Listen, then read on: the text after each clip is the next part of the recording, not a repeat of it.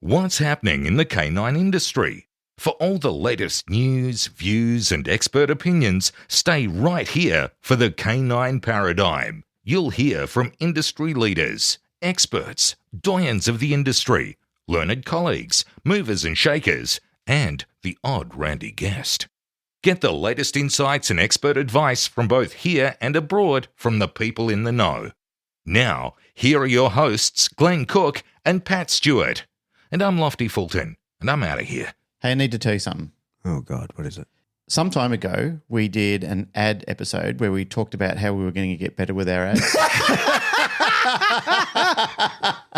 was wondering where you were going. Yeah. We're so shit at the ads. That's what we said. We said, we're so shit, we're going to get better, and we just didn't. We don't. We're so full of shit. All right, well, here they are. We got 5 sponsors currently. All right, who are they? First is the OG. The Irons Wiener. Oh, that knob. The buffhead. Yeah.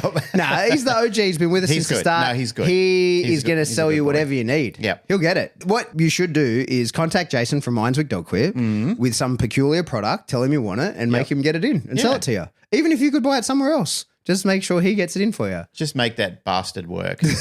But in all honesty, I'd say 90% of my shit comes from him, and it's all the best stuff. I did see some feedback on our forum where somebody was really intrigued about your handler package, the one that you got from Jason. Obviously, it works. Like, people are paying attention to the ads. That's great. Even though we're shit at this, we do a terrible job of actually trying to keep things updated. It's great to see that the people who are investing in our show are actually getting some leeway. Yep. Mate, I've heard that your wife sells some canine products. My wife is doing great guns at the moment. I said before that she's been supported terrifically in the United States, which has been good, but I will swing that back home and say that so many more people in Australia are doing it. And it's great to see, like, there are people finally in the sporting dog world who are starting to prioritize nutrition for their dogs. And I know them. I can see them when Narelle comes in and says, oh, guess who bought some product off me for the first time. So, are you saying the's no patient confidentiality? No, there's patient confidentiality. Oh, sorry. It's just a mailing confidentiality. List. Well, it's a mailing list. Are you aware my dog is taking pee? Collagen and what's the other thing he takes? Antinol. Yeah. Yeah, it's been on that. Antinol is not Narelle's business, but I've got to do a shout out for Antinol. They are absolutely fantastic. They're very supportive of our show. Whenever we've done seminars and so forth, they have been first to dip their hand in their pocket. They are very generous with their product. But let me just say, all that aside, their generosity and their advertising and marketing, let me just say on the other side of that, their product is amazing. Yeah. Like, it does work. It's very beneficial. For sure. It's one of those things where they say Antinol for every dog every day. I totally agree with that. Narelle has even supported that. When people have asked them about her product, she says the 2 things that I would absolutely give to you is Antinol and her Gut Protect formula. Yeah, right. Gut Protect is like her holy grail of like her the whole flagship range. of the range. This is not me market talking, okay? Because this is an ad. This is an ad, but this is not me doing marketing. But we've already pointed out we're shit at ads. I know. Of all the things that she sells, and she sells some killer product, but the one thing that she does sell, which I absolutely agree with her, every dog should have this product, is the Gut Protect. Really? 100%. It's nothing that they need for being sick. It's something that they need to do just to maintain great gut balance. Okay. And gut balance is like mental health. It's one of those things that you absolutely want to get control around. So products like Antinol, great for every day. Gut Protect, great for every day. There's other products that aren't even related to hers called Rosehip Vital and stuff like that. Absolutely fantastic for dogs to be on every sort of day.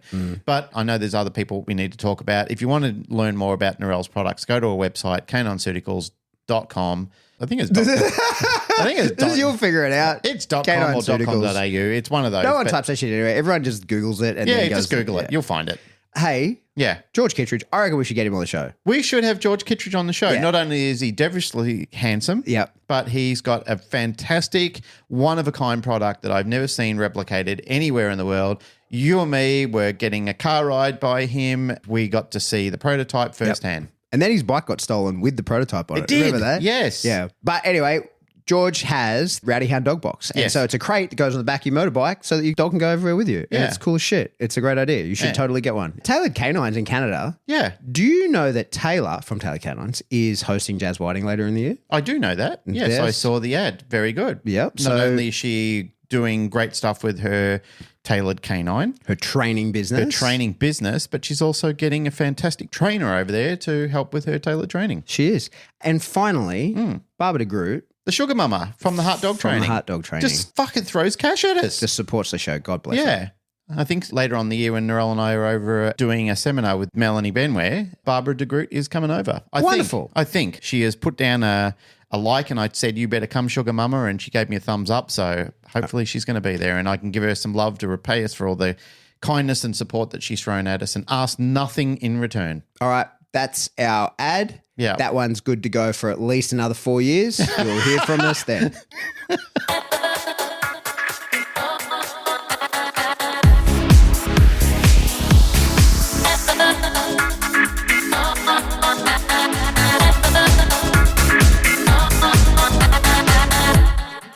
Welcome back to the Canine Paradigm. I'm your host, Pat Stewart. I'm not in the studio. I'm at my place and Glenn's at his place. So I'm joined by my co-host, Glenn Cook. Let's get our skippity riz on and get the show on the road. How are you, sir? I'm good. How are you? I'm wonderful. We're recording out of our normal sync. We were both away for the week. Yeah, you did some cool guy stuff up in Townsville. Yeah, I went and played with the army for a few days. It was good. I love it. I'm not a detection specialist, that's for sure, but I intermittently get the opportunity to work with the bomb detection guys in the army. So this time I was with the 3 CER guys, and what I do with them is just see where I can add value to their training. And it's mostly just sort of the bigger picture of dog training, and I teach them about ads detection. They're fucking excellent in that space, and their course is really long, and they've got a lot of really good dogs.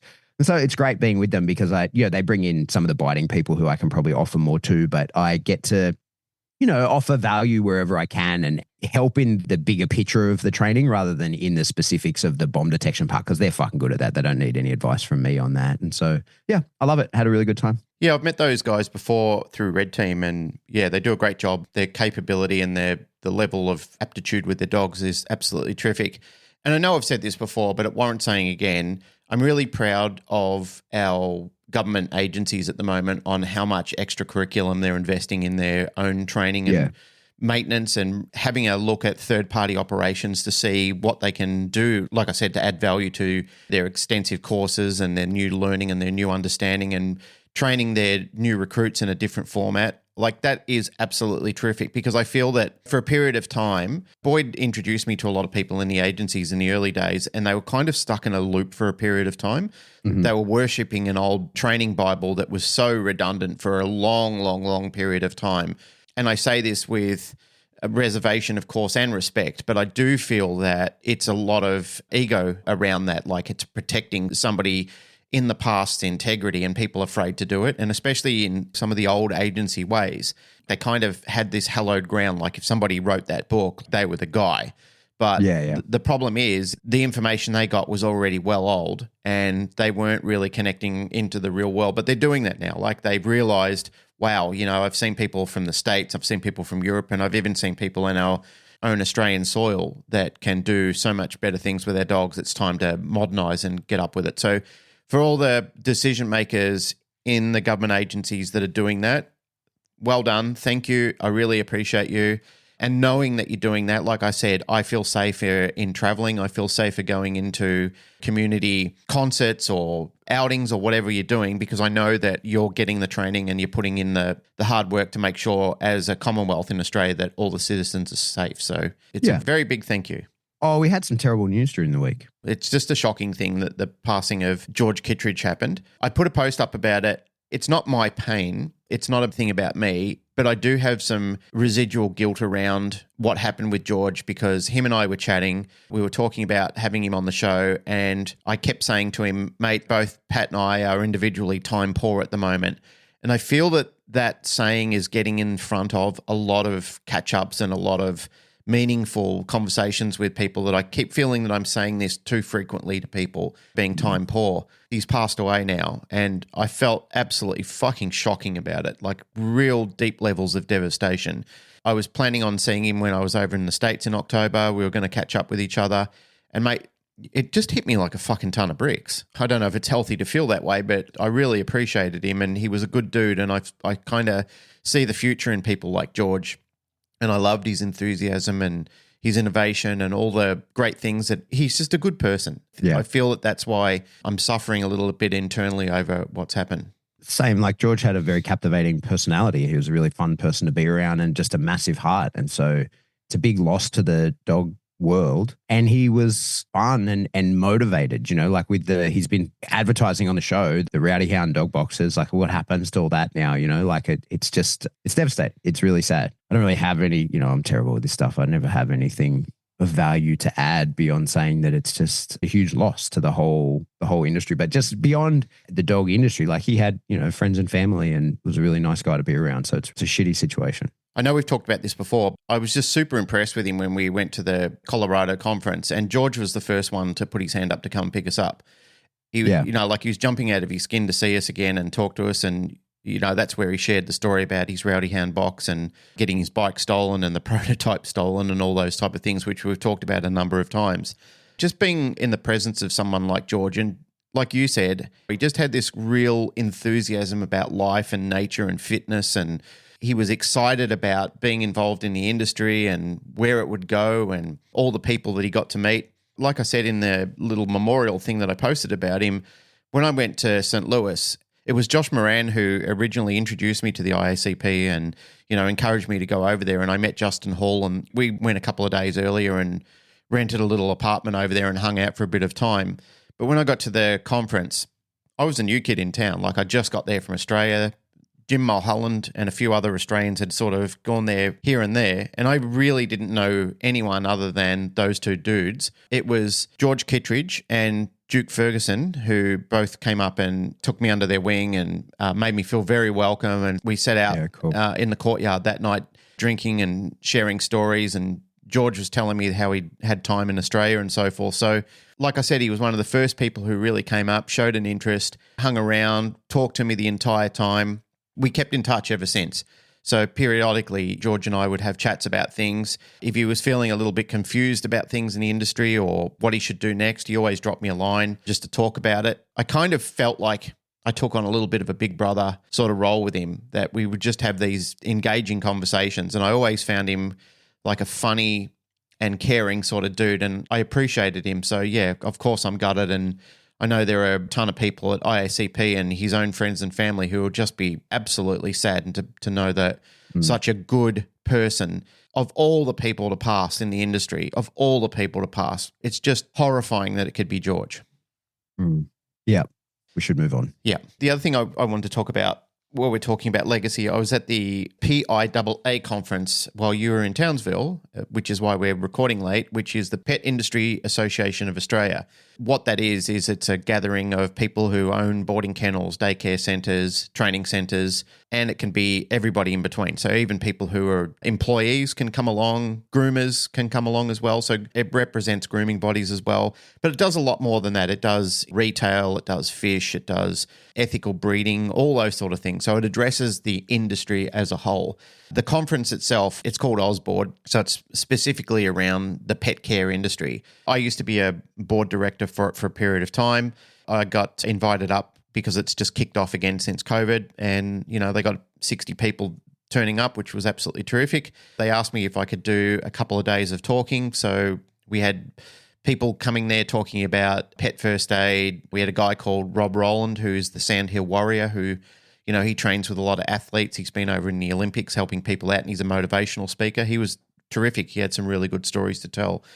And I got to talk about advanced techniques in specifically with working with dogs, but then also I expanded the second day into aggression and how staff need to address aggression and what they need to look for. And it was an interesting thing. And the reason I wanted to talk about this is I had good questions, I had good feedback, but I had a lot of wide eyes. Like I had people just sitting there like looking at the slides, and we went into some pretty gruesome images of what dogs can do when they bite you, including one very unfortunate young lady who's a pet sitter, and she got her face degloved when she was bitten estimately over 800 times by two dogs that she went in to look after, two large Mastiff breeds. And yeah, they tore her up really badly. And this brave young lady has gone on to do interviews and to show the injuries. Yeah, right. Where's she? She's in the United States.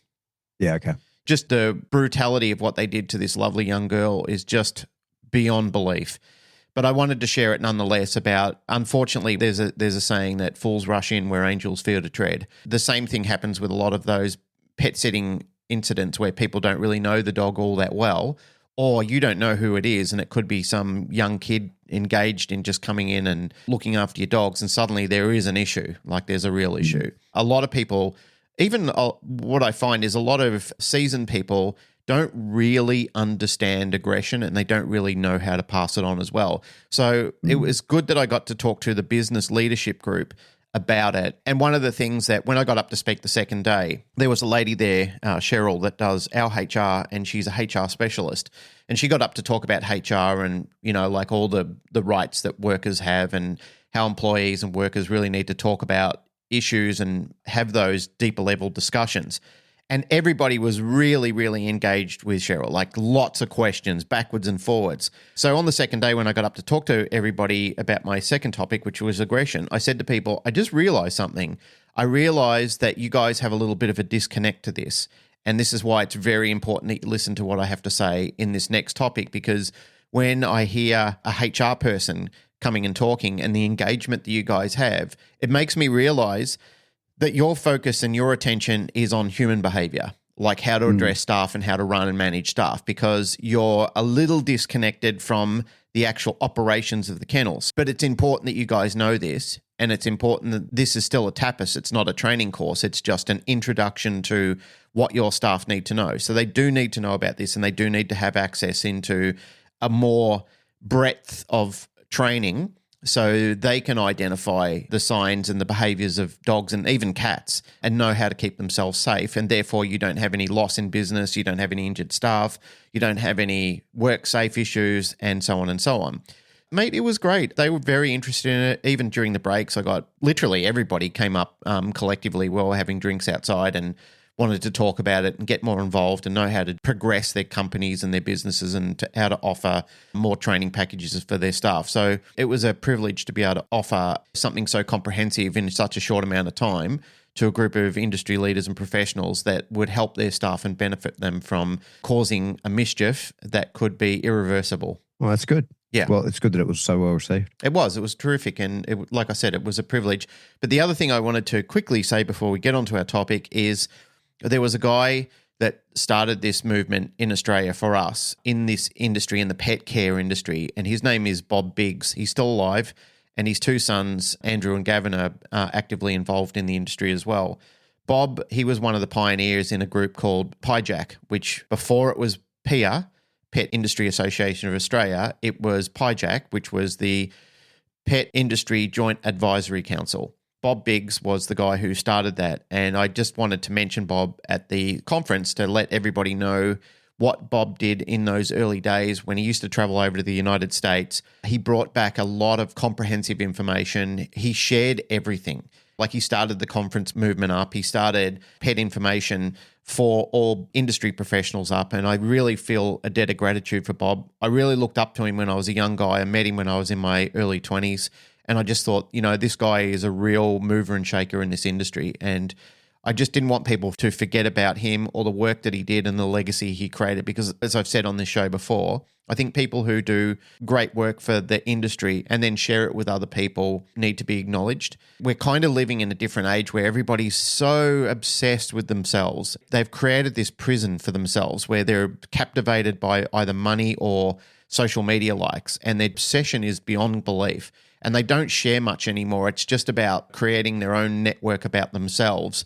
Whereas when I think about great people like Bob, I really, really appreciated that, he was still a business guy and he still had a business to run. And so there's still cool people like that in our industry too. But the one thing that I really, really appreciated about Bob is he gave away so much for free. Like he donated time to people to say, let's get better together. Like, let's do this to make the world a better place and to make the boarding industry and daycare wasn't that popular, but he used to show people how to do it. I really appreciate those people. They're so good to be around because you don't have to worry what their motive is next. Like, what's this person going to rob from me in the next 5 minutes? Yeah. That's not what the industry should be about. And like I said, the paranoia that people have about creating this cocoon around themselves, it's an awful thing and it's transformative in the wrong way.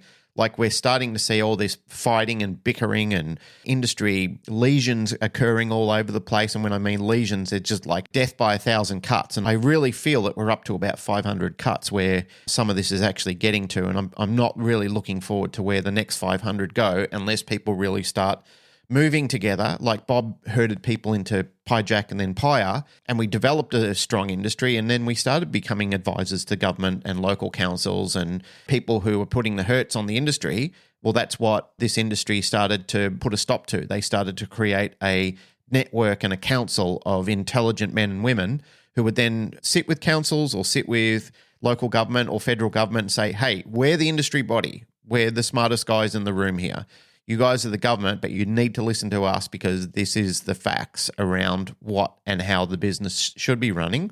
Happy to work with you, happy to share resources, but leave us alone to do good work. And if there is a problem, come to the table and talk to us first. Yeah. And we've just had a really great example of that finally working, right? Where the ban of IGP, IGP being named in the new legislation in South Australia, and that the doing of that automatically making your dog dangerous, that's been removed. And that's because of the efforts of tons of people writing submissions and being involved, and the multiple organizations banding together in order to expose how ridiculous that legislation was, and as well sort of, without saying too much, uncover some illegal or improprietary dealings of people that's how we got to this point anyway. So those strong organizations are for sure super important, and we see the effect that they're having when we manage to get them together and use those networks correctly. That was a really intelligent decision by the South Australian government. That's a rarity that happens where when they're doubling down on, yeah, absolutely.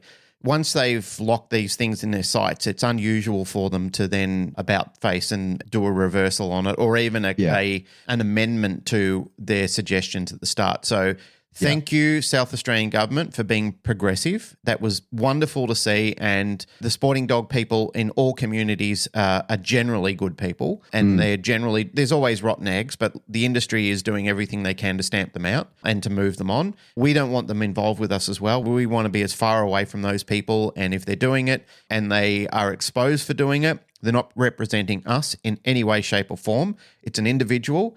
You've said it before, Pat. I've heard you say this on the podcast multiple times. Make it a police issue. Like if a person is doing something that goes against the welfare standards of dogs in any type of training or industry, like if they're stomping on their dog or they're doing something heinous or horrendous, then report them to the police. Yeah, call the cops. They've broken the law. Don't make all the men and women and their families and their communities responsible for that one piece of shit that's done that terrible and heinous act. That's not fair. Yep. And quite frankly, that's insulting, and we're sick of that. That's a really old and stupid mentality that teachers used to do, that if one person was being a shit in school, then they'd hold the whole class back and everyone got punished for that one person because they wouldn't own up. And then the rest of the school were too scared to tell on them because, that was generally the class bully who'd then wait for him after class and then beat the snot out of him in the yard. That's effectively what the government do. They basically say, well, if one person's doing it, you're all doing it. Well, get fucked. But it is, on the back of that, it is a congratulation to South Australian government. I wish and I hope if any other government representatives are listening to this and they are thinking about doing stupid things, take a leaf out of the book of the South Australian government, be progressive, listen to your community, stop being a turd of a politician and doing dodgy politician stuff, and listen to your community and be fair to the people in your community and do the right thing by them. All right, let's get on with it. We've been introing and dancing around stuff for ages. We still have a ton of questions to get through, like lots and lots and lots of them. And we are up to answering this one from Becky Prina. Yeah, that's how I'm going to say it. She says, what's some fun ways to keep a dog mentally stimulated and entertained while recovering from surgery that requires strict crate rest over very minimal walking that isn't scent or nose work? You got any tricks for that one, Glenn? Yeah, well, I mean, when it's not scent or nose work, there still are those little puzzle games that dogs can solve where you can put food underneath them and the dog can shuffle the plates around and look for food. And they don't have to be too rigorous or run round or use too much activity. They can literally stand or sit on the spot, and just all they have to do is move tiles around, and it can be a scent work game that they can use their brain as well, like picking up pieces or moving and shuffling little things around to get to items. The other thing that are really good for recovery with things like that too, to give dogs a little bit of extra work, is something as simple as a licky mat. Like putting mashing the food into a licky mat and then getting the dog to spend a bit more time licking and moving around the mat. I mean, it doesn't sound like extensive training work. I mean, you can still do those sort of things as well, because I often show in some of the silly clips that I put up is how a lazy trainer can still do things in the lounge room and not have to run out to a public park to do extensive work and then have to run all the way home or drive all the way home to do work. You can still do things in a small area. You can focus on work that's physically reduced to make sure that the dog doesn't injure itself any further. I unfortunately have a decent amount of experience at this because I have a dog that is perpetually injuring himself. Yeah. And one of the things I do is these sort of pattern recognition games. My dog really enjoys that. And if I'm going to be totally honest, like I haven't played these games with a lot of dogs because, this is exactly as you say, this is when you've got the dog with you injured on crate rest, which I'm typically not doing with other people's dogs. So haven't done a lot of generalization of this, but one thing that my dog really enjoys, and I enjoy fucking around with it, is we play these pattern recognition games. And you can do it in any sort of position. My dog can do it in a down most of the time, or even he does it just kind of laying on his side, like he's just there. And we usually have something like a piece of food that's within his reach. So we're working impulse control or whatever. I put him in a position, or he just is somewhere and he's not allowed to go for it until I will set like a pattern of touching him. And what I typically do is like, say I touch him on like his back legs, and then I touch him on the front shoulder, and then I touch him on the nose, and then I tell him he's allowed to eat the food. And I kind of run that pattern until he starts making the association. So they're just like, I make these new pairings of classical conditioning, and then I start like hiding the pattern from him, and I start touching him other places and doing other stuff, and then seeing how far down the chain he can get before he understands the pattern. So in reality, what it looks like is me just kind of poking my dog all over the place and then allowing him to get one piece of kibble that he's just allowed to pick up. But he's only allowed to pick that up once the sequence that leads to that, which is like, it might be and I change that every session, but it might be like back leg touch, front shoulder touch, nose touch, then he gets the food. But then I'll poke and prod him in all other kinds of ways. And then maybe I'll add something that is reliably before the back leg touch. And then when he figures that out, then I can see him building in anticipation and realizing, oh, this is leading to the sequence that goes to the food. And so it requires a decent amount of impulse control, but so that's good because the dog can, you can further build that. The dog can enjoy doing it, and you can build some anticipation. So the dog is like still having a good time because it's like through the interaction with you, there's more than just that you can build some anticipation into a game. And it's very mentally challenging. But for a dog, they're essentially doing nothing while this is happening. They're just kind of laying there or sitting there or doing whatever. And then when you give them permission to get each piece of food, they just pick that one up, and then, you reset the whole thing. So very, very boring, very, very slow, but mentally very challenging for the dog. And I've been in many, especially when Remy broke both his legs. This was something that we did quite a lot of. It's a way to interact with the dog where, there's more than just being with the dog. Like it's more than just affection. It's a true game that you're playing with the dog. So you get to get all the benefits of that, but without it having to really be physical in any way, shape or form. So yeah, that's my advice. My dog loves that shit. And I do that with him even when he's not injured, just when we're sitting around at home, play these pattern recognition games where I just poke him in different ways, touch him in different spots. And it always has to have an outcome, like a climax that like whether it's that I give him a piece of food or he's a real face licker. So then, you maybe let him lick your face or whatever. Like that's the end. He's a kisser. And so having a sequence of events that leads to that and then branch plans off of that and seeing how well he can tie those together. And what's fun in those games is watching him make mistakes. And I can see sometimes, like when he figures out the game and then goes early and then like corrects himself and realizes like, oh no, that wasn't the signal. And you can kind of play games in that space where you can sort of, play with negative punishment a little bit where I'll then pick up the piece of food and hold it in my hand away from him and pull an angry face at him. Or not an angry face, but like a disappointed face. And when I do that, I can see that he's always like, yeah, I know. I made a mistake. Come on, let's get on with it, right? And I'm like, no, you got to pay the penalty. Like you have to have this 5 seconds of staring at me with the food in my hand and then we can go back at it, right? So it's mentally very stimulating. The dog tends to enjoy it. As I was listening to you telling that story about you and Remy with your training, it cast my mind back on all of the work that Narelle and I had to do when Ladybug herniated her spine and lost the use of her back legs. And that was just months of torment and misery that we had to go through. But fundamentally, while we were waiting to see if she would ever regain the use of her back legs, we were doing a lot of physiotherapy with her. So we went and saw people like Neil Barnsley, who did progressive acupuncture on her. I think he was one of the fundamental people, along with Narelle, that actually got her walking again.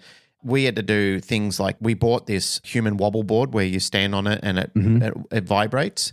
We had to train her to get her back legs up on there. So we had to build this little ramp up that we would help her up there with, and then put her back legs up there and just let it stimulate and wobble her back legs around. We also had to do things like get her to stand on these little prickly balls, and while I was massaging her back legs, and this was every night. It was probably an hour a night of physiotherapy. Physio. Yeah. That was broken up into multiple little sessions. So I'd do some in the morning, I'd do some in the afternoon, and then I'd do some finally before she went to bed at night. The wonderful thing about that is you can incorporate that into training. So I used to have cues for her to get up onto the little wobble board.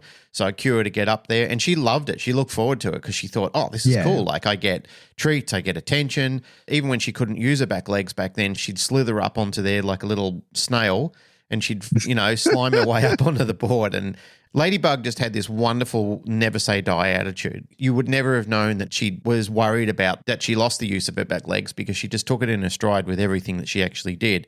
So for us, that was, even though we were quite deeply tormented about it at the start, we became curious and interested in what we were doing with her along the way. And a little journey into her recovery also became cascade in training, because we were teaching her all these little skill sets. She had a physio that would come around once a week to do some massage and show us how to update her technique. And she looked forward and embraced everything that she was doing. So sometimes just the change in your routine with your recovery can be a little training session that you can look at. Yeah. Well, now I can turn this into training. Now I can shape a new behavior with the dog. Now I can introduce a new cue that has nothing to do with anything else apart from this physio recovery session that I'm doing with the dog. So I find that when you're in a state of recovery, you have to modify and look at switching sides for a little bit of time and think, okay, well, everything else needs to be on hiatus that's going to cause acceleration or impact injury. What I need to work on now is things that are stationary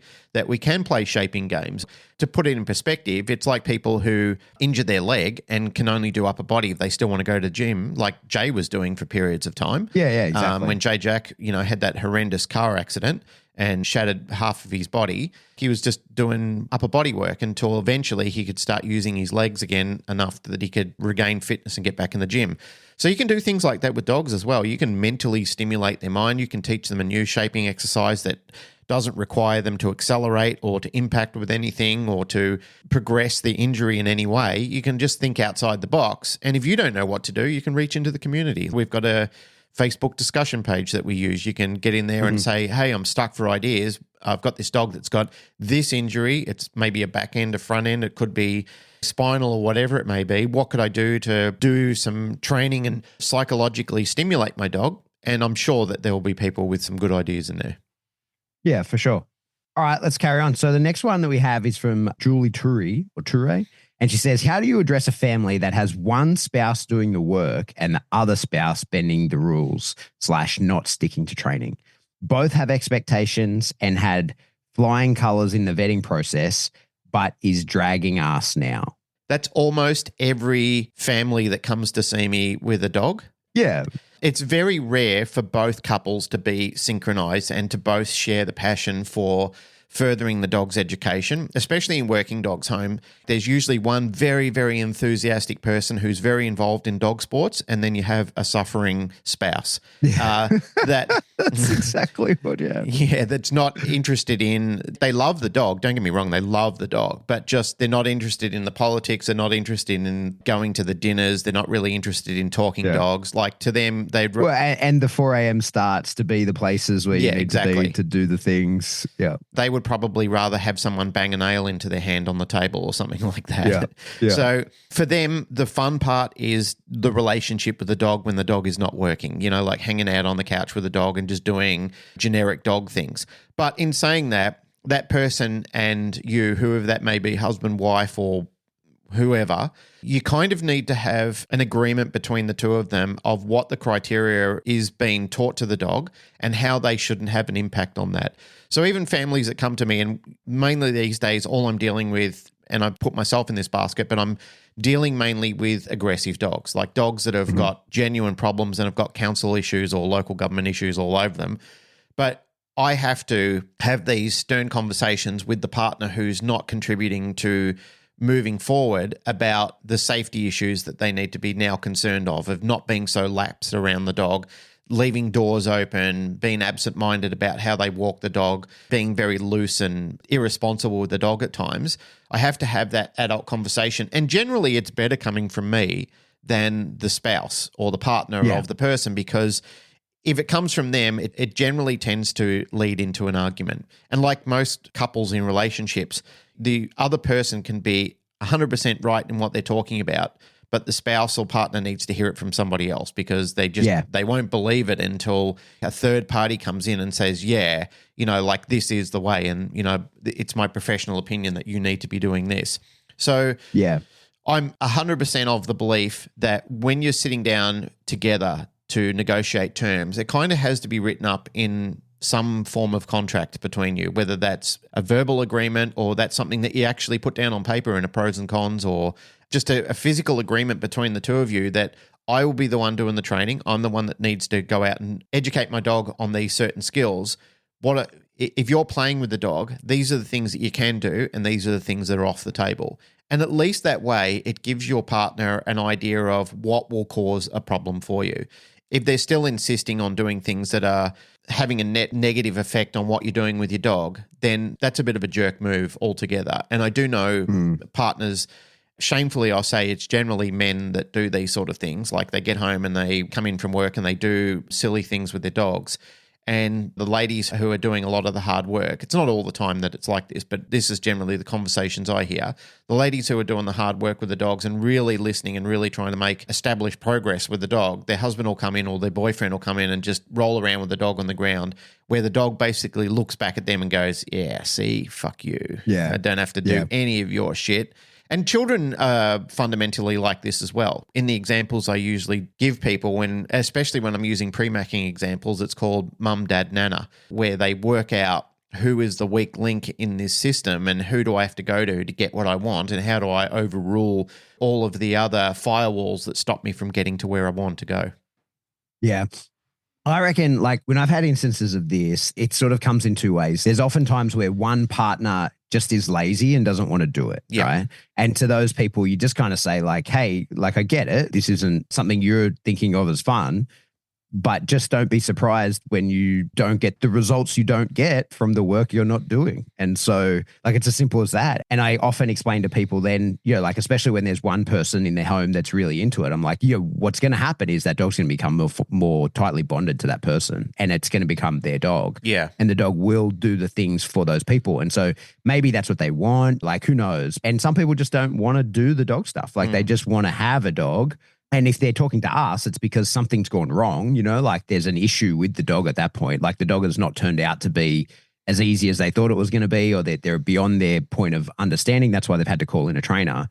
And so to say to people like, hey, you're trying to achieve these results, it's not going to happen unless you both do the work. And I'm good either way. I think that's one of the things that I think sometimes as trainers, we get kind of on our high horse about people doing the things because we would do the things. And I've used the same example a million times. I have a physio that tells me what to do, and a lot of the times I do it and sometimes I don't. And I make stupid little modifications to it thinking I know better. Like all dumb shit like that that people do to us. And I think the moment that you get upset about that, like, because it totally is a natural tendency. I've had that same feeling rise up within you where you're like, these motherfuckers aren't doing what I'm saying. I'm not coming back. And you're like, okay, but then you're just leaving that dog high and dry, right? Because they're actually going to feel relieved by you not coming back. You're not punishing them. You're punishing the dog, though, because the dog's now not going to have the information. The people who need to be dealing with the dog are not getting the information from you. And so that's why we get paid. So like I cut people away when I'm helping them for free. I cut them away pretty quick. If they don't do the things, I'm like, hey, well, we're not progressing. That's fine. Like I'm not hard feelings, but I'm not continuing to waste time especially if I've given people step 1 and I'm not giving them step 2 for free until step 1 has been perfectly carried out, because what's the point, right? But when they're paying us, when it's our job to just be like, okay, well, you didn't do the work. This session is kind of a waste of your money. We'll continue to talk about what we needed to do the homework. Like, we can go through that now if that's what you want to do, but like we're not going to make any progress because the work hasn't been done. And I think that just to sort of like explaining it to people in that way, every time I've done that, it's been no hard feelings about it, because people often, you don't know what the fuck else is going on in their life as well, right? So like, that's one of the big things when people aren't putting in the work. You just say to them like, hey man, I get it. You probably got other shit going on, but you're not going to get results unless you start doing the work. So, hey, I'm here now. Let's do the work. The other one that I have seen, sort of what you were alluding to, is where you have one person who's really into the dog training. And you're right, it more often than not is that it's the like female partner that's into the dog training, and the male partner that tends to just then want to derail all the training, right? And plays with the dog and reinforces all the wrong things and yields to the demand barking. And at some level, maybe it's a little bit subconscious, but usually is pretty aware that their behaviors are leading to this, that, their interactions with the dog are leading to the very problem behaviors that the other partner is, getting you out to help. And in those instances, I think that so long as you've made them aware and they know, you explain to people who are, riling a dog up and then not seeing it through and then leaving the dog to be destructive in the house. So long as you explain to them like, hey, this is why that's happening, and you say that in front of both partners and you make it very clear, like, it is happening because you're doing these things. We're not relationship counselors. So once that information is known to both, it's up to them to decide what to do with it. I think that's one of the things I see with a lot of dog trainers, then get too involved in people's lives. And trust me, like, I've been fully guilty of that. I've been so deeply involved in clients' lives by accident because, you're in their home, you're dealing with, what is essentially one of their most precious things. In many cases, people love their dogs as much and more than their kids, and they're entrusting that dog to you. So you can really easily become a big part of people's lives. But I try to avoid that too much, especially getting involved in their interpersonal relationships. When you have one partner that is really doing the work and the other isn't, and especially when one not only isn't doing the work, but is actively sabotaging the other one, and you've made them aware of that. So it's not an accident. Like, you have pointed out like, hey, because you're doing this, this is what's going to happen. And the problems that you're getting are from your behavior. The moment you've pointed that out and they continue to do it, again, you as a dog trainer are so far out of your depth in terms of dealing with that problem, right? Yeah. And so usually anytime I get that, it's only happened to me a couple of times, but I've definitely encountered it, is usually I then focus your energy and efforts onto the person who is doing the work. And what we always find, is that when you've got somebody who can derail the dog and, can get the dog worked up and keeps the dog naughty basically because they like it, is that usually then if the other person is really well versed in dog training and is able to treat the dog really well, the dog will preference them. Because I think that's one of the things that we always see. And I think it shocks and confuses many people, is that discipline equals safety. And so when you have one pet parent that is just the funzo and the other that provides the discipline and the structure, so long as you keep the person that is providing the discipline and the structure fun as well, and you'll probably get them better because they'll play the real games with the dog, like they'll do the real training level games, and they usually will be able to satiate the dog, because often in the cases that you're talking about, when people, they know how to get the dog fired up, they know how to open the window for gameplay, and then they don't see it through, and that's what leads to the problems in the house.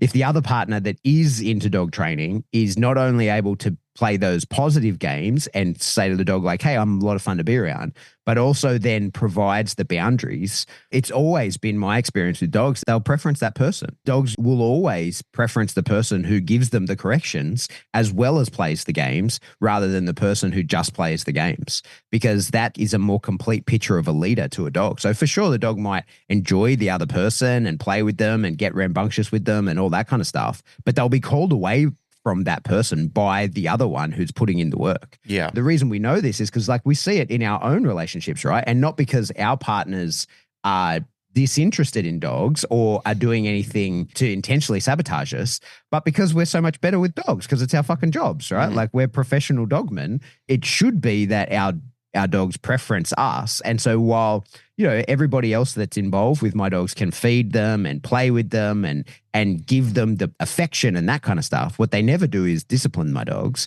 And that last piece is what really endears a dog to you. So someone else can get my dog really excited and really boisterous and do all the things that I wouldn't do given that circumstance. But I, from a distance, can put an end to that with my dog. I can call my dog away from the funnest person in the world because I'm more fun, because I know, not only will I have that same amount of fun with you, but I'll show you where the boundaries are, which will make you feel safer. And I think that's one of the things that we kind of overlook when we talk about balance training in that regard, is that by understanding where the boundaries are means that dogs usually feel much more safe with a person who has shown them where the boundaries are, because now they know, right? And they're like, okay, well, I know what is and is not allowed. It's been really clearly defined to me. So I know how to find my advantage with you. And so you're a person that I want to stick around. So yeah, that's my sort of very long-winded answer to it, is that make the person who is putting in the work focus on them. That's the main thing. You explain to people like, hey, if you don't do the work, you're not going to get the results. You shouldn't be surprised about that. But the person who is prepared to do the work, focus your energy into them and make them as good as possible. Sage advice, sir. And I'm certainly an advocate on what you said before about not crossing the line, because I feel that happens a little bit too much. And the mental and physical fatigue that we felt and the burnout that trainers have endured by getting way too involved in other people's emotional escapades. You do need to be a little emotionally invested. That's fair. You do need to be willing to listen a little bit, but you also need to be able to advocate for yourself too and say, hey, I think you need to speak to someone like Birdie, for example, because it sounds like a relationship advice. There's a communication breakdown or a lack of respect for another person's hard work and diligence here, which I can set you up with all of the dog training advice and all of the platforms and build, a procedure around that. But failing that, if you guys can't communicate with each other, that's where my limitations are. In the past, I have been involved with those sort of things where I've sat there and I thought maybe I should try and help out in these situations, but you end up getting pied in the face for it in the long run. So I feel that the best thing to do is know where the line is and don't step over that line. Mate, now I'm thinking about it, a long time ago, I had this couple. I can't remember too much about that. It was so long ago, but I remember the dog, because the dog was quite sweet. He was just, and he just was massive. He was a big, what are they called?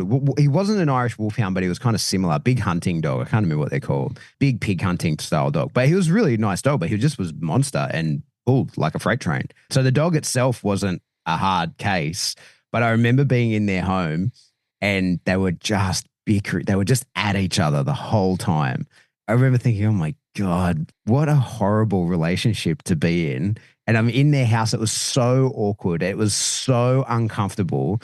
And everything was like snide remarks about each other the whole time. And I remember thinking oh, you guys need to break up. And thinking at the time, I need to get this the fuck over. I need to get out of here as quick as possible. And what I ended up doing was just got the dog walking on a loose leash, took 10 minutes, and then took them individually to do a bit of a handover and show them how to walk the dog on a loose leash, because I just didn't want to spend any more time with them together.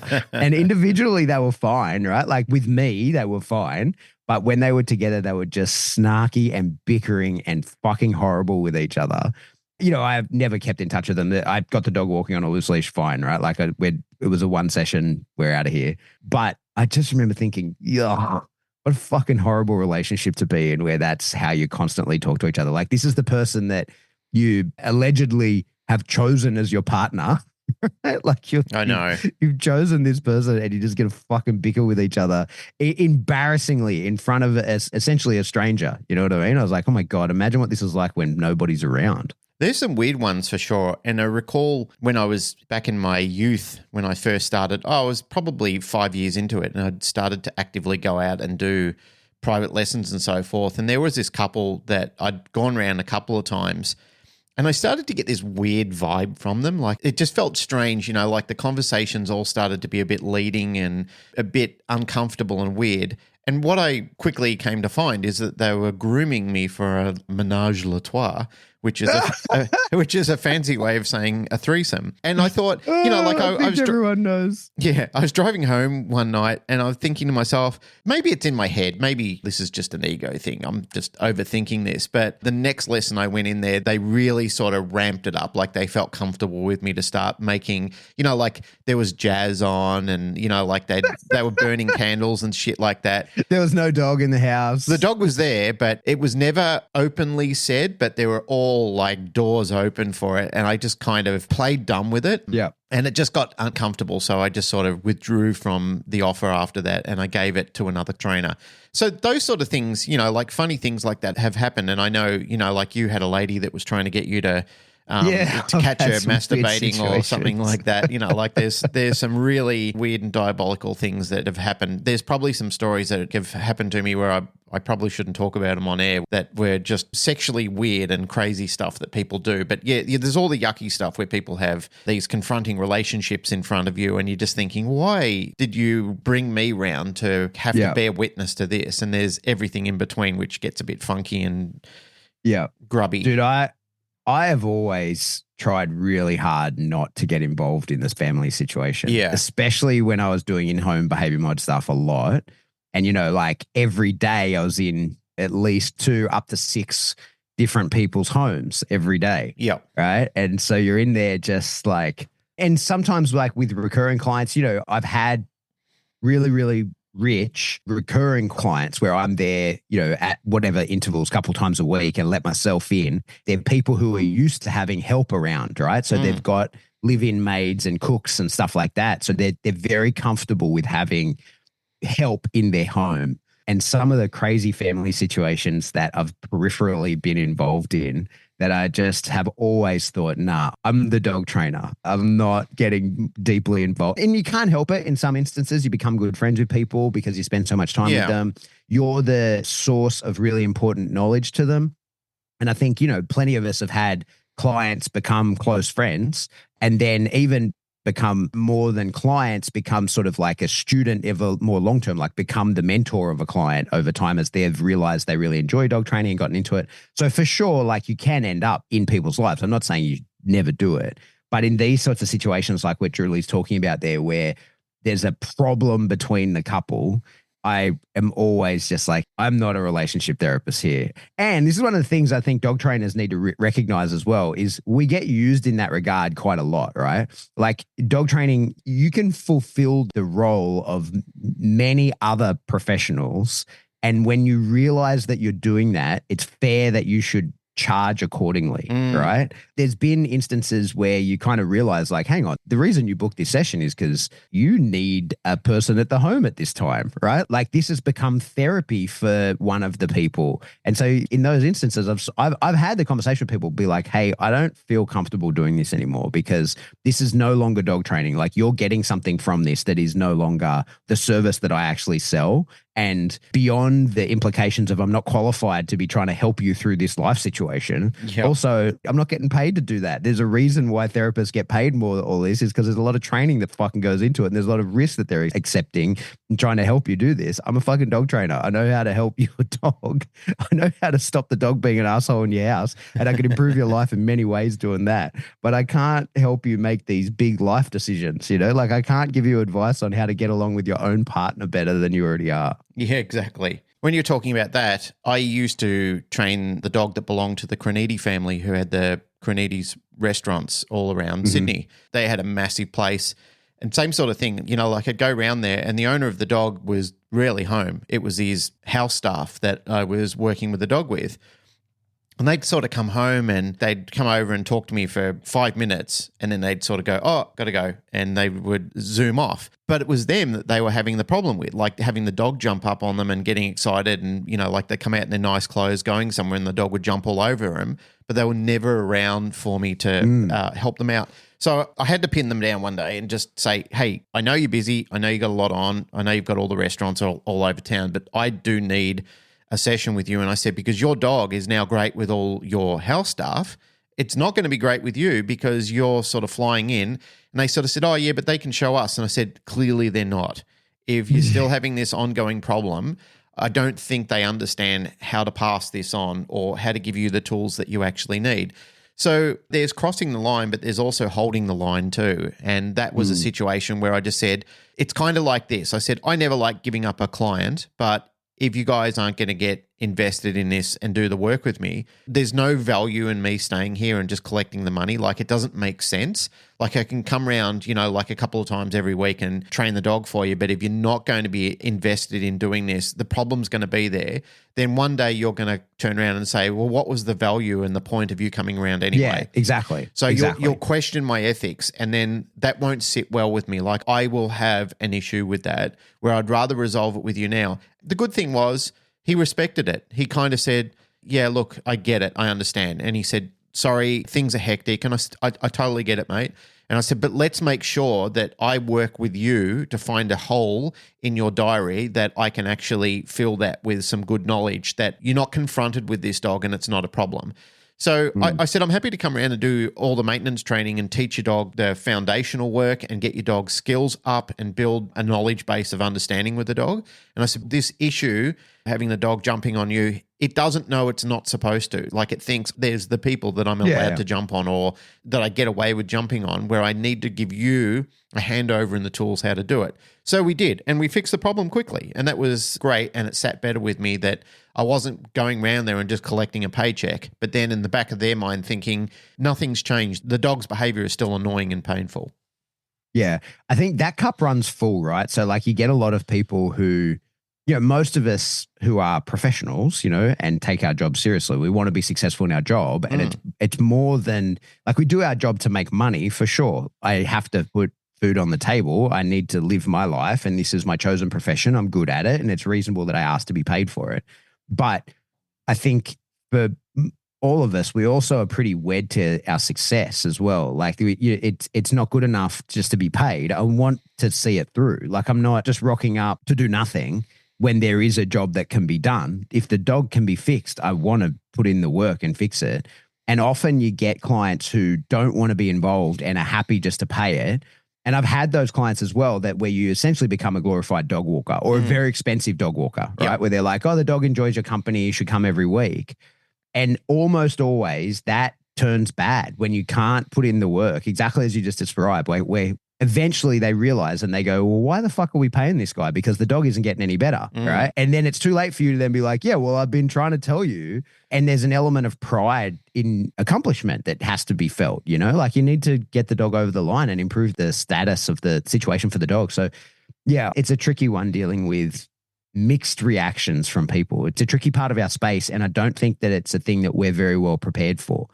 Birdie, when she first started doing the workshops on this stuff, it was all about that, right? It was about how to communicate with clients. And I feel like that, there's a space for that as well, because the dog space has such a high turnover, people coming in and out of the space and doing that in-home behavior mod stuff, that we should really talk to Birdie again about her firing up that kind of training again for people to learn how to interact and talk to people in a way where the message can be heard and it can assist you in being more successful. Because I think a big part of one of the issues that we have as dog trainers is that we often do uncover a lot of traumas. And we do, I'm sure you've been the same. I've been in a situation plenty of times where you're explaining to someone how their dog got to be the reactive mess that it is. And they essentially hearing how they became a reactive mess that they are and turned their dog into it. And like I say, often we're just not qualified to have that conversation. I've had that conversation quite a few times where I say to people like, hey, this is a you issue, right? Like, the dog is doing all these things because of the way you're reacting. And I can see you're not really able to react in a different way. And I know how to fix this issue with the dog. I'm not qualified to fix it in you. So you're going to need to see someone else. And this is so far outside my wheelhouse that I really shouldn't even be giving you advice in this situation. And that's one of the things, mate, like I see, especially in the online coaching space, like I'm in some different groups and stuff like that on Facebook.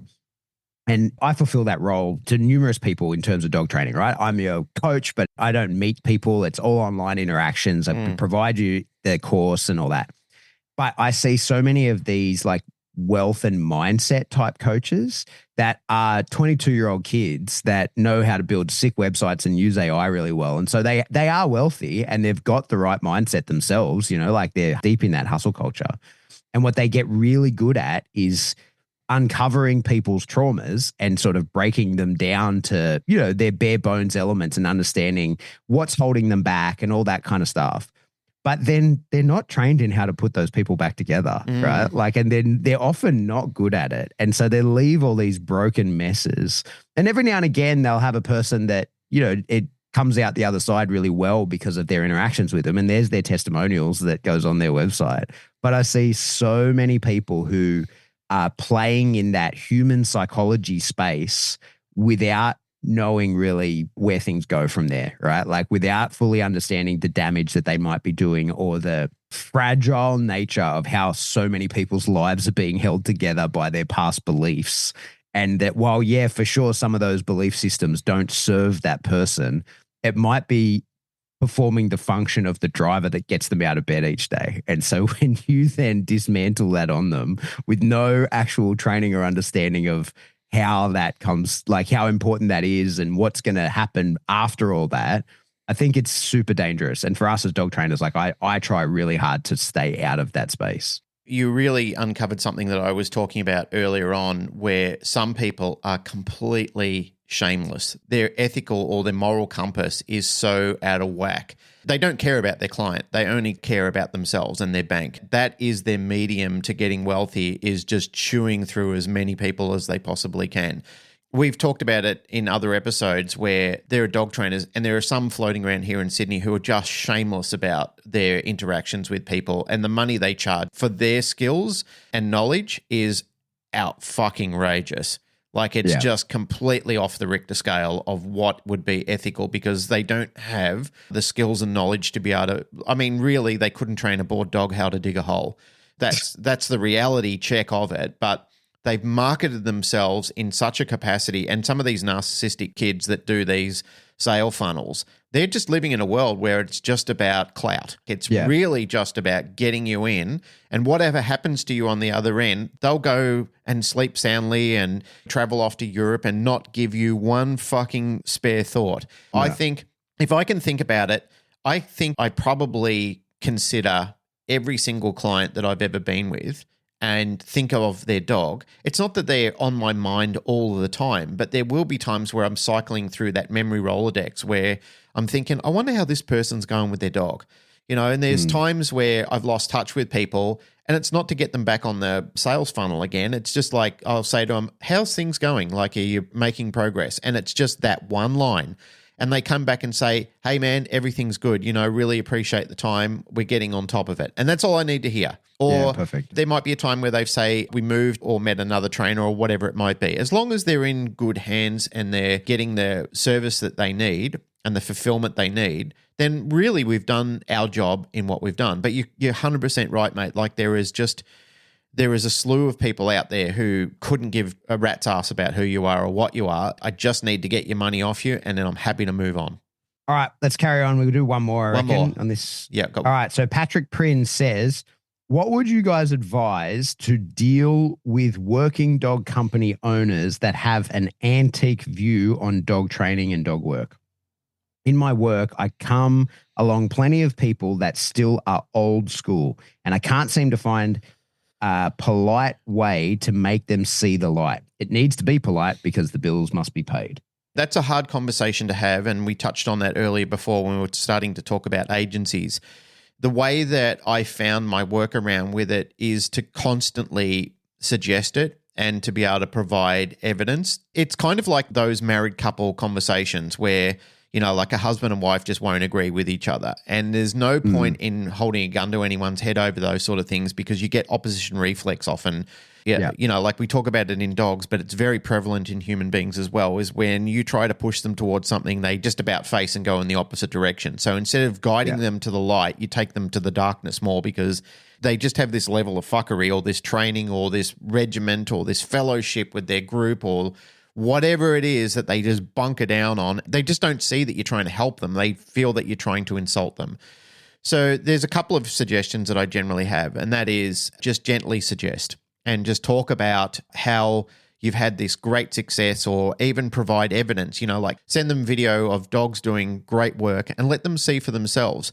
And sometimes, unfortunately, it may not be you that gets them across the line. It might be a culminating effort of a group of people that actually do it, or it might be somebody else that comes along and is just that other person that finally they've heard it suggested enough times to finally relent to it and find that there is other choices to explore. And I remember I think Cameron Ford was quite instrumental with some of the groups out here where he was quite blunt about it. And he was saying some of the guys that taught me and other people in the industry who came out in Australia 30 years ago have shown you guys information, and you've just held that and done nothing else with it, where we've moved on from that.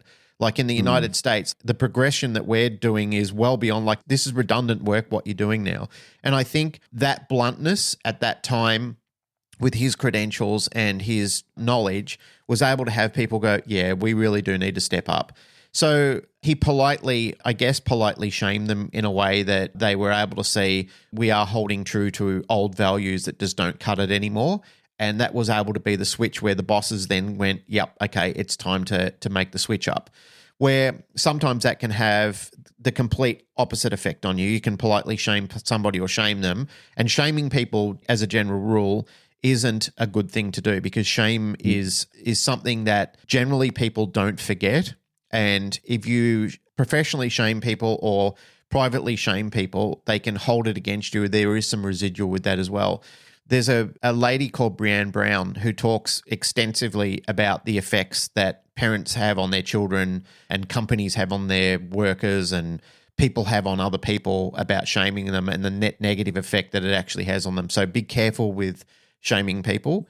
You can have a discussion with them where you can privately or even professionally disagree with them, as long as you've got the evidence and the intellectual knowledge and professionalism to be able to point them in the right direction. Say, here's a better product. Here's an upgrade. We're sitting at version 1. Now we're up to version 3.5. That's where the progression has actually gone. Let me show you how we can incrementally step you up and improve your products and services with your company, with your dogs, with the public. There's so much that I'm excited to tell you about. How about we set up a time? I can actually show you the path on how to get there. So I've been able to do that with people sometimes before, where I've just said, here are all the pros that we're actually looking at, and here are a long list of cons that is affecting progression in what you're actually doing right now. And reasonable people will at least have a look at that. They might not act on it immediately, but what you want them to do is, and as I've mentioned before, with that Max Smart sort of mentality, at least allow them to invest in that it's their idea. Sometimes I plant seeds in people's head and I let them think it's their idea, because believe me, that is some of the most powerful forms of recognition. Even though you might be the one that did all the hard work and supplied all the information and got everything to the table, if they turn around and say, oh yeah, I've got this great idea, I want to do that, and it's everything you've said, all you have to do is just say, that's a terrific idea, mate. I'm really proud of you for coming up with all that diligence and hard work. Sometimes it's just in that handover where there is a good saying, it's a worldly industry saying, that in order for great things to happen, you've got to give up caring about who gets the recognition for it. So my ego has been very, very bruised before, where it's happened recently, where I've helped and done a lot of work and a lot of legwork, and other people have got the credit for it. And I've thought, well, yes, I am a little butthurt about it, but for the good of the industry, for the good of whatever needed to happen, it happened. So internalize that and think, I played my part, I did my thing. Yes, I didn't get publicly recognized for it.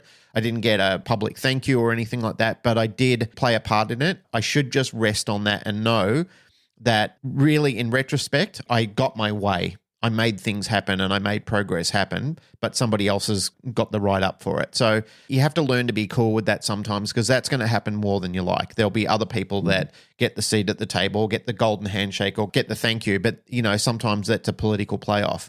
Like often when I refer to movie quotes, The Devil Wears Prada comes to mind when they're having that industry dinner. One of the guys who is helping Meryl Streep, he's about to get his big release and his big move into the industry, but he gets publicly played down so she can maintain her role and kick her rival out. These things happen, like in political shuffles, people do crazy things sometimes which end up fucking you, but sometimes it's for the greater good and sometimes it's just selfishness. I don't know. I reckon when you're dealing with sort of old school trainers, if you want to move the needle, you got to I think the first thing to remember when you're sort of talking to people and you want to change the way that they train is that you have to acknowledge what works within their system. Yeah. I think that's one of the big things that it's been my experience that when you encounter people who are pretty old school in their training and maybe just like overly compulsive, but are effective, right?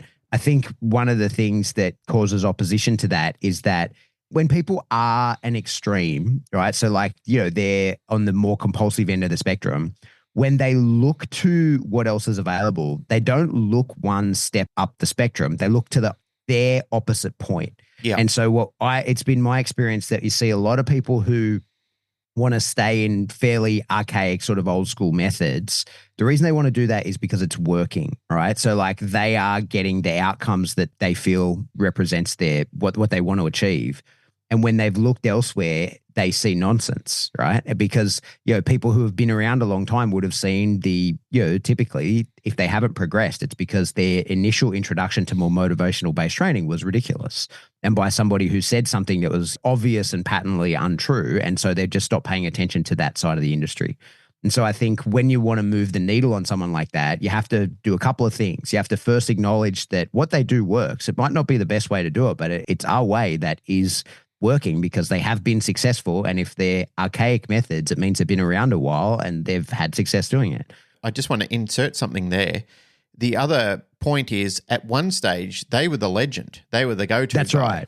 Yeah, they were the cutting edge. They were the avant-garde at some point or another. Yeah. And so I think as well, then you got to sort of remember that causing massive change seldom happens. And actually what we see, not just in dogs, but sort of everywhere, is that when you have revolutionary sort of massive change, it tends not to stick because people will revert back to what they knew. And so when you put somebody in, if you have some overly compulsive, archaic sort of trainer and you try and convince that person to go drop that style of training, holus bolus, and go to immediately much more motivational style training, the problem is they're going to suck at that really badly initially.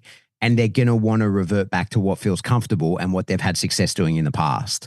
And so I think that's one of the reasons why we see people who have such resistance to changing their style of training or modernizing is because either secretly or behind closed doors, or you just didn't see it, they probably did try some of this stuff. It's my experience that most people in the dog space just want to be successful, right? They just want to do well by the dogs. They want their business to do well. They want to have happy customers, and happy customers requires happy dogs. And so for the most part, that's, overwhelmingly, that's the lens that I like to view people through, because I think that's for the most part the case. If they've tried to update their methods and found it much more difficult and not gotten the success that they wanted to get or that they are able to get other ways, they're going to revert back to what they've been doing. So if your goal is to help change those people, then for starters, you have to sort of confront a little bit I don't know the guy asking a question, Patrick Prince, I don't know him, but you've got to sort of be aware, am I the person to move this needle? Exactly. Am I in a good position to do this? Do I have a relationship with the person of trust rather than confrontation? Because if you have a relationship of confrontation, then it's not going to work. They're just going to think that you're backing confrontation with them. So if you have a relationship of trust, really the best way to do it is through demonstration and explanation. So you go hey, here's how I'm doing it. And you don't want to move, be in total opposites to what they're doing, but just a little bit more, right? A little bit more motivational, a little bit more softer on the dog, and show that you can do that and gain success. And so then you can slowly and incrementally move the needle like that. And I think that's what's important is, first of all, acknowledging what people are doing works and was at a time the very best knowledge that was available. Second, don't try and expect big changes in small periods of time because they never last. And just like when you're building a behavior with a dog, go incremental, right? It's successive approximation. So you get the person doing a little bit more. Maybe they've introduced using a bit of food in their training. You don't need to be asking that they just change completely, drop the check chain and take up the clicker and never pick up the check chain again. Like it's just never going to happen. So go those minor increments and show them how quickly they can get success. I think that's one of the things as well is, especially for business owners, because that's the specifics of Patrick's question here. He says working with company owners, working dog company owners, is show them that how much more successful they can be when the dog wants to be a participant in the training and how quick and enjoyable that training can be. So yeah, that's my sort of take on it is smaller increments is what gets things changed. And I think as well, being fucking respectful of it, because this is one of the things that pisses me off about people who would like to change the way that we train, right? Like I think that I'm a fairly modern trainer. I stay up to date with everything that I can. I'm a balanced trainer, but I use the full spectrum of motivation. And to me, nothing is off the table beyond the like taking into account the experience of the dog and wanting the dog to have the learning outcomes that I need it to have in a safe and ethical way, right? And have the dog, enjoy the training along the way.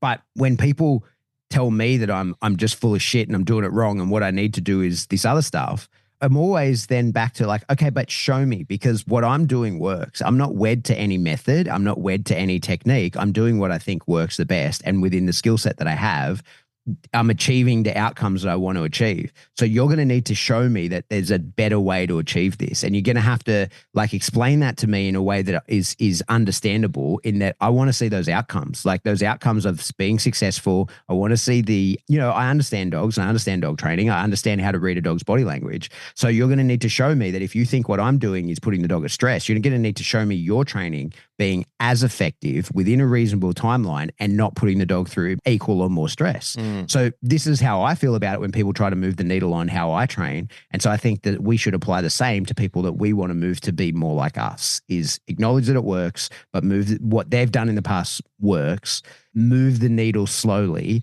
and be respectful of the way that they do things being at working. I think that's what's really important, is because a lot of the times when we have these arguments over methodology and stuff like that, we kind of leave out the fucking punchline of that. Like it needs to actually work. And the training needs to be successful. The training needs to have the desired outcome for the client or, whoever it is that's paying the bills.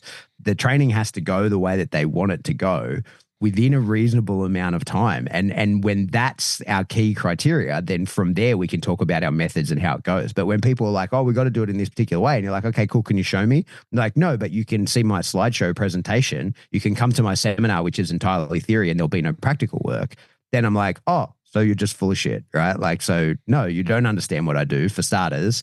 And I'm not moving towards what you want me to do because there's no evidence to me that it actually works. So because I don't like to be treated that way, I'm usually pretty careful not to treat others that way. Yeah, very interesting points that you raised there. And it had me recalling on the conversation that I started off this conversation with when I was talking about identifying where people are sitting. Like when I was talking about those business owners that came to the conference, I'm not talking to the people who are dealing directly with the dogs. I'm talking about the people who are dealing with the people who deal directly with the dogs. And it kind of got me thinking. I'm interested in your thoughts on this. This stirred up some thoughts and some feelings that I've been having about this lately, and concluding that observation is I feel that some of these people who are talking about advocacy for animal welfare and, training practices, I don't feel that they're on the tools enough to make these decisions anymore. I feel that we're interrupting a sales funnel that's impacting them, and they, they want to get back in control of making money without having to ever touch a dog again.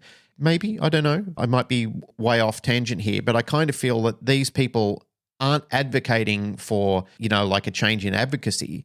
They're talking about something that just sounds good on paper. I think when we talked about before with some of these narcissistic kids get involved in throwing people into the wake of their funnels that they're creating, I feel that this is happening on the other side in the training as well. Is it's not about the people and it's not about the dogs. It's literally about the likes and the finances. And I feel that when you're in the way of these people, suddenly there becomes a big charge in place where they're stepping up to the plate and they really want to make a public statement about what a piece of shit you are. without actually recognizing themselves. They're not in it for the package that they're actually selling. That's my thoughts around this. Now, that might be totally outrageous, but the more I start thinking about this, how people are controlled by other people's money that they want or other people's affections that they're starving for, you put yourself in this, you actually create a prison for yourself. Like you're now imprisoned on needing this all the time. It's like getting a hit of drugs all the time. They kind of need they need the high, and without that, they kind of feel like, like now you're going through all these withdrawals, and the only way to feel good again is by getting back on that gravy train. Yeah, exactly. Oh, all right. Well, I reckon that's it. I got to go spend time with my children, seeing as we're recording on it's actually Father's Day today. Oh, it is too. Happy Father's Day, fathers. Thank you, sir. Yep. It turns out I'm the world's best dad. My kids gave me a card this morning that said that. So I'm hardly surprised. Congratulations to me. We were talking about George before and what a terrible loss that is. And I know we don't want to individualize every single one of them, but it's on a bit of a personal level. Ben Dawson lost Kaiser. Tragically the other day, he was a dog that I bred. He was from Max. Ben was an original client, and you and I both had a relationship with him through the PSA club. And, Ben would make him, Ben's a good guy. He's a very good human being. He loved that dog endlessly, and so did his family. They treated him really well. He was just supposed to be a family pet, and he got involved in the working dog world and made himself readily available with himself and Kaiser, and he's a good person. I just know the incredible amount of hurt that him and Chrissy and the kids all felt when Kaiser passed away. So, Benny, our thoughts are with you anyway, and thanks for doing such a sterling job of looking after that dog, mate, because you loved him. We all knew it, and he was a very blessed dog to go into your home. Yeah, for sure. All right. Well, on that note, that's it for another episode of Canine Paradigm. Don't do As it always, so if you like what you hear, remorsefully. Yeah. Okay. If you like what you hear, please like, rate, share, subscribe. Do that through whatever subscription service you download us from. Yep. If you want to support the show, the best way to do that is to jump into Patreon. A few bucks a month gets you a giant backlog of information as well as new stuff going forward. But you could pay more. There's access to live streams and all kinds of stuff in there. The other way you can support the show is buy yourself a cool tapestry. You can do that through Spring. There's links in the show notes. You could get T-shirts and all kinds of cool stuff with our logo on it. But get the tapestry. Go the tapestry. You want one. Get the tapestry. Giant wall hanging posters. That's what you need. Yep. Coat all four walls of your house in a tapestry. Yeah. Drape it everywhere.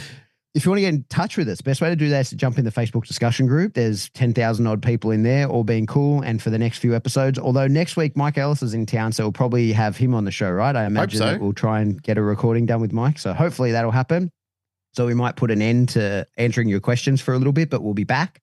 But this is where we got all these questions from, the Facebook discussion group. So jump into there. There's always cool information happening in there.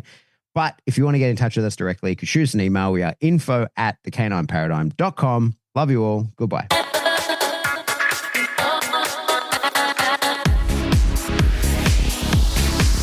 na na na na na na na na na